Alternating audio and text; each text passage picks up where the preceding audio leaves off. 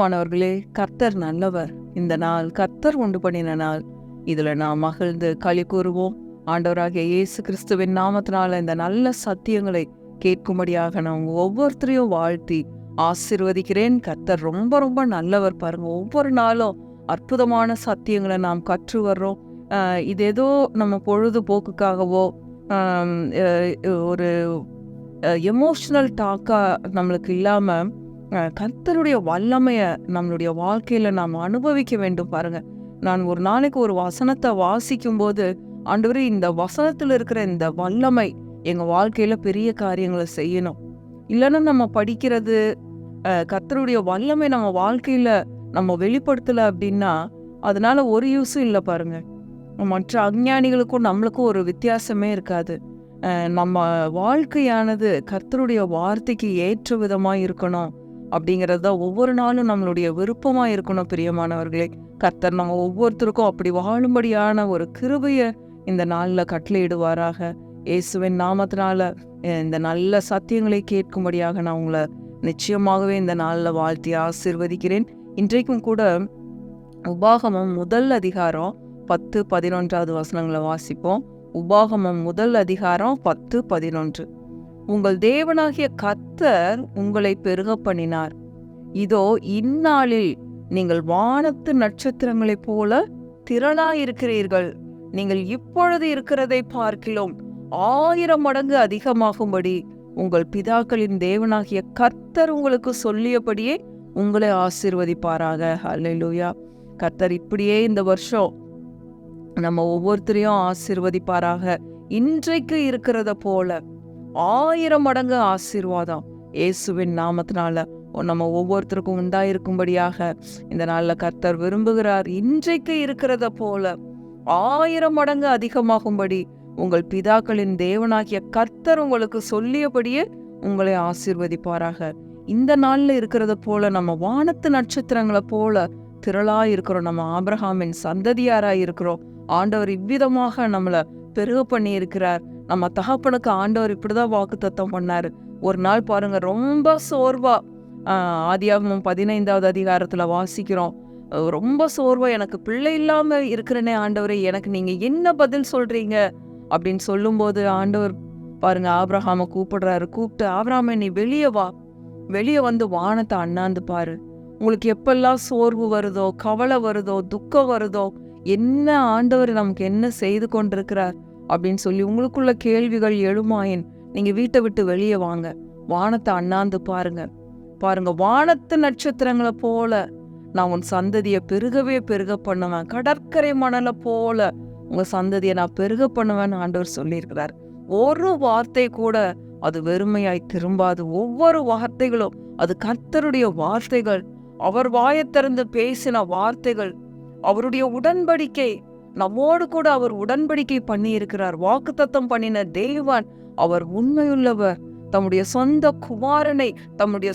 குமாரன் என்றும் பாராமல் அவரையே நமக்காக கொடுத்தவர். மற்ற எல்லாவற்றையும் அருளாதிருப்பது எப்படின்னு சொல்லி அதை ஒவ்வொரு நாளும் ரோமர் 8வது அதிகாரம் 32வது வசனத்துல வாசிக்கிறோம். பாருங்க, ரோமர் 8:32. தம்முடைய சொந்த குமாரன் என்றும் பாராமல் அவரையே நமக்காக கொடுத்தவர். மற்ற எல்லாவற்றையும் அருளாதிருப்பது எப்படி? அதனால நீங்க சோர்ந்து போகாதீங்க, நீங்க கவலைப்படாதீங்க. உங்க தலையில இருக்கிற ஒவ்வொரு முடியையும் நான் எண்ணி வச்சிருக்கிறேன். ஒரு முடிய கூட நான் இவ்வளோ கேர் எடுத்துக்குவேன்னா உங்களை நான் விட்டுருவேனா அப்படின்னு சொல்லி ஆண்டவர் சொல்றாரு. பாருங்க, இன்னைக்கு சொல்றாரு, இன்றைக்கு நீங்க இருக்கிறத போல நான் உங்களை 1000 மடங்கு பெருக பண்ணுவேன் அப்படின்னு வாக்குத்தத்தம் பண்ணி இருக்கிறார். இன்னும் பாருங்க, இன்னும் 2-3 வார்த்தைகளை படிப்போம். உபாகமம் 1வது அதிகாரம் 32-33 வசனம் பாருங்க. உபாகமம் 1:32-33. உங்கள் தேவனாகிய கர்த்தர் நீங்கள் பாளையம் இறங்கத்தக்க இடத்தை பார்க்கவும், நீங்கள் போக வேண்டிய வழியை உங்களுக்கு காட்டவும், இரவில் அக்கினியிலும் பகலில் மேகத்திலும் உங்களுக்கு முன் சென்றாரே.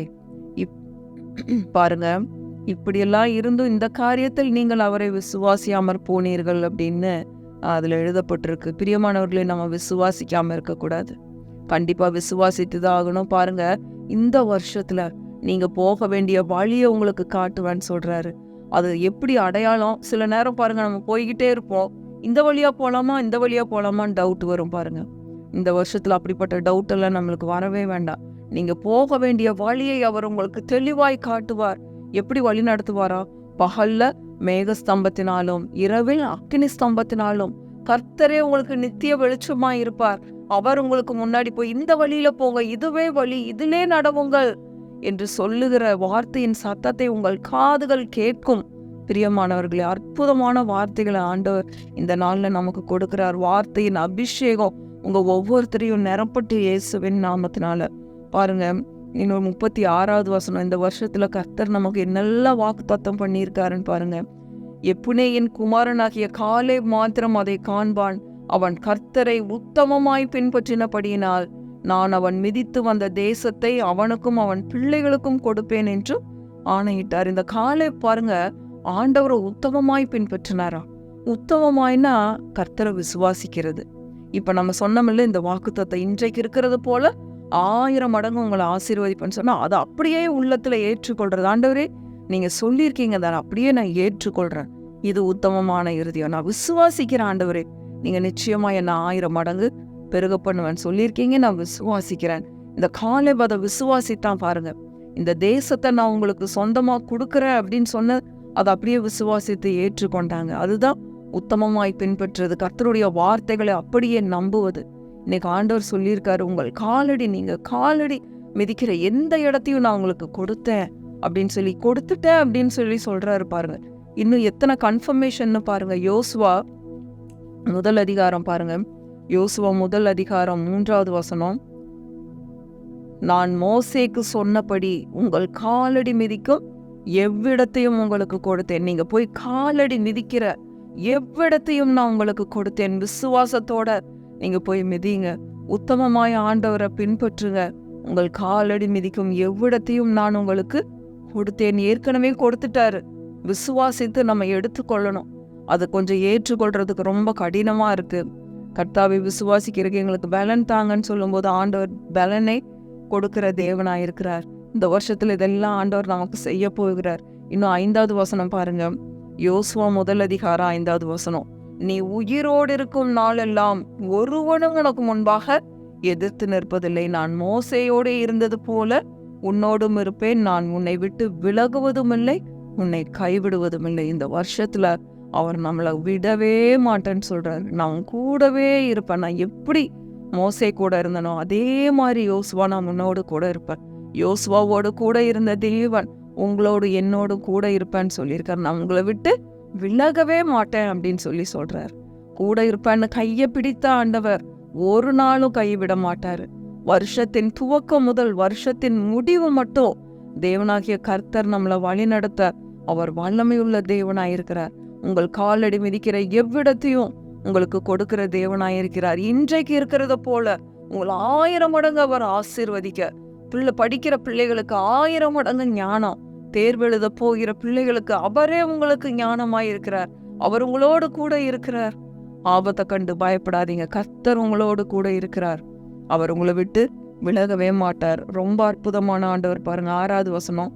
பலம் கொண்டு திடமனதாயிரு, இந்த ஜனத்தின் பிதாக்களுக்கு நான் கொடுப்பேன் என்று ஆணையிட்ட தேசத்தை நீ இவர்களுக்கு பங்கிடுவாய். கர்த்தர் உங்களுக்கு ஆணையிட்டு கொடுத்தது என்னென்னவோ அது எல்லாத்தையும் இந்த வருஷத்துல கொடுப்பேன்னு சொல்லி சொல்றாரு. விசுவாசித்து நாம் அதை எடுத்துக்கொள்ளுவோம், பெற்றுக்கொள்ளுவோம். கொடுத்துட்டேன்னு சொல்றாரு, அதை அப்படியே நாம் ஏற்றுக்கொள்ளுவோம். விசுவாசிக்கும் பொழுது விசுவாசிக்கிறவர்கள் பெற்றுக்கொள்வார்கள், விசுவாசிக்கிறவர்கள் பேசுவார்கள், பேசுகிறவர்கள் பெற்றுக்கொள்வார்கள். கர்த்தருடைய வார்த்தை நம்மளுடைய வாயில இருக்கும் பொழுது நிச்சயமாகவே நம்மளுடைய வழி வாய்க்கும். இரவும் பகலும் இந்த வார்த்தைகளே, கர்த்தருடைய வாக்குத்தத்தங்களே உங்களுடைய தியானமாயிருக்கட்டும். நிச்சயமாகவே நீங்க இன்றைக்கு இருக்கிறத போல இந்த வருஷம் முடிவுல கர்த்தர் உங்களை 1000 மடங்கு பெருக பண்ணுவான்னு சொல்லியிருக்காரு. அப்படியே இப்படிப்பட்ட ஆசீர்வாதங்கள் எல்லாம் நீங்க பெற்று குடும்பமாக அவருக்கு மகிமையாக ஜீவிக்க வேண்டும் என்பதுதான் கர்த்தருடைய வாஞ்சையும் விருப்பமாயிருக்கிறது. அப்படியே கர்த்தர் நம்ம ஒவ்வொருத்தருக்கும் செய்வாராக. இயேசுவின் நாமத்தினால நான் உங்களை வாழ்த்தி ஆசீர்வதிக்கிறேன். கர்த்தர் நல்லவர், அவரை துதியுங்கள், அவர் கிருபை என்றும் உள்ளது. ஆமென், ஆமென், ஆமென்.